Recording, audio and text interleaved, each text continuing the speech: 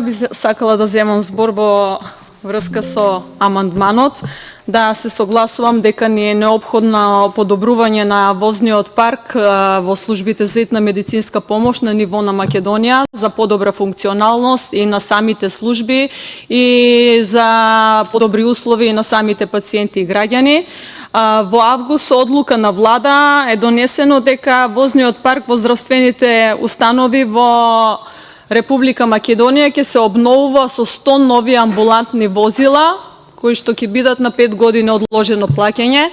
Така да во 2026 година се планира да се набават 80 нови амбулантни возила,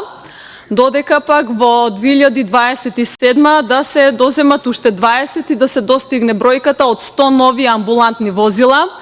И тука би сакала да се надоврзам на фактот дека поголемата набавка последниве години беше во 2020 година, кога се набавија 12 нови возила, зборувам во периодот од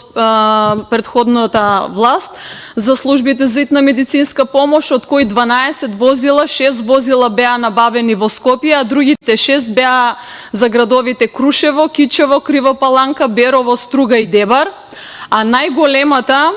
би сакала да го произнесам тука податокот за јавноста, дека најголемата набавка на амбулантни санитетски возила беше во владата на ВМРО ДПМН во 2012 година, кога се набавија 70 амбулантски санитетски возила, кои што беа марка Рено и беа опремени со врвна опрема, со ЕКГ апарати, со автоматски дефибрилатори, со сетови за интубација, со апарати за електроконверзија, за пейсинг, значи со по последни стандарди, со даски за имобилизација, со шансови кравати, опрема која што ја користевме сите овие изминати години. Ете, јас искрено се надевам дека и овие нови амбулантни возила, кои што ќе се реализираат во 26-та и во наредната 27 година, вкупна бројка од 100, ќе бидат од ист тип, за да можат да бидат за ефективно служење на службите за итна медицинска помош.